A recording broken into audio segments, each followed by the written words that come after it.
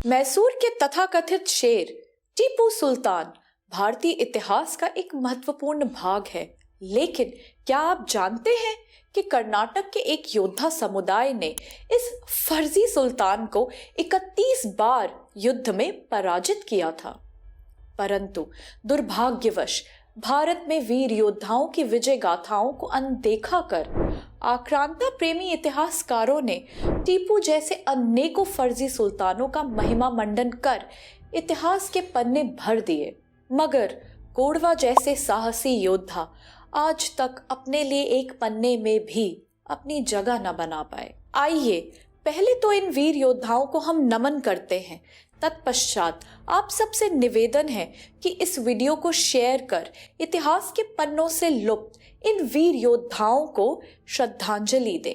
आगे बढ़ते हैं और जानते हैं कि कौन है ये कोडवा। कोडगु या कूर्ग कर्नाटक के मूल निवासी कोडवत्तक भाषा बोलने वाले प्रकृति के उपासक एक मार्शल रेस है।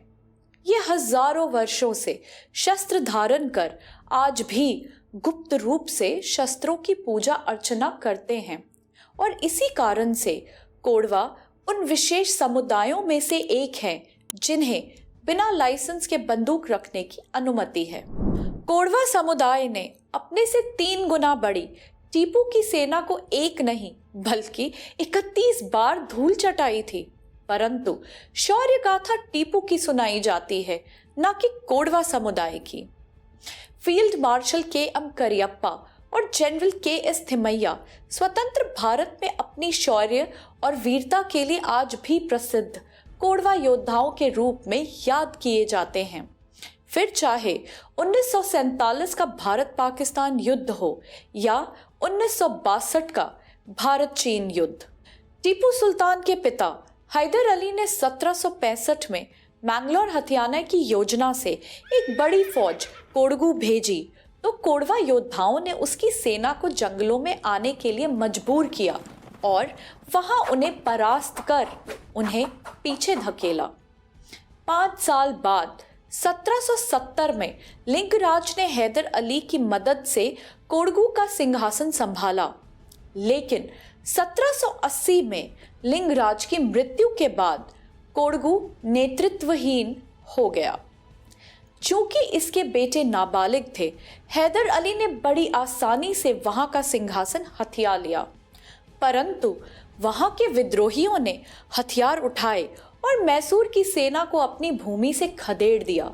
फिर 1782 में खुद को स्वतंत्र घोषित कर दिया।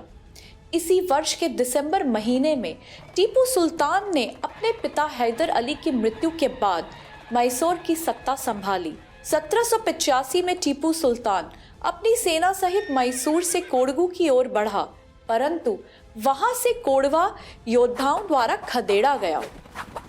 इसके बाद टीपू ने 15,000 सैनिकों को कोडगु भेजा, जहां उन्हें उलाल गुली के युद्ध में 4,000 कोडवों ने धूल चटाई।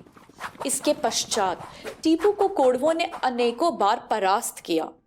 अपनी पराजय से आहत होकर टीपू ने अंततः छल कर कोडवों को शांति बनाने के बहाने आमंत्रित किया, लेकिन टीपू की बातों पर भरोसा करना कोडवों को बहुत भारी पड़ा। छल की चपेट में आए कोडवों पर टीपू ने अकथनीय क्रूर अत्याचार किए। महिलाओं के साथ सामूहिक बलात्कार किया गया और उन्हें बच्चों के समेत बंदी बना लिया गया। वहीं दूसरी ओर मंदिरों को नष्ट करने के साथ हिंदुओं की आस्था पर गौ हत्या करके प्रहार किया गया। जंगलों, खेतों और बागों को जलाकर सुरक्षाहीन कोडवों को जबरन इस्लाम में परिवर्तित किया गया। इस्लामिक कट्टरता का उदाहरण देते हुए टीपू ने अपनी क्रूरता से कोडवों की हत्या कर कोडगु के इस्लामीकरण करने के कई प्रयास किए, परंतु कोडवों ने हार नहीं मानी और अपनी लड़ाई कोडगु की पहाड़ियों और जंगलों से जारी रखी। टीपू ने कई बार कोडगु पर आक्रमण किया, परंतु कोडवा योद्धाओं ने अपनी मातृभूमि की रक्षा के लिए उसका डटकर सामना किया।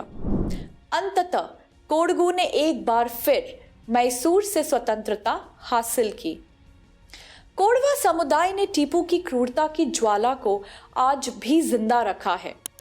कोरवा मंदिरों में सूंड कटे 2 हाथियों की मूर्तियां उनकी निष्ठुरता को स्वयं बयां करती हैं।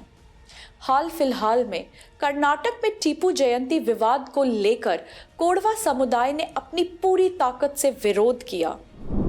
यदि भारत में प्रत्येक हिंदू राज्य ने कोरवा समुदाय जैसे ही वीरतापूर्ण युद्ध कर नृशंस आक्रमणकारियों से अपनी मातृभूमि की रक्षा की होती तो किसी भी शत्रु ने भारत की धरती के एक कण पर भी कब्जा करने की हिम्मत ना की होती।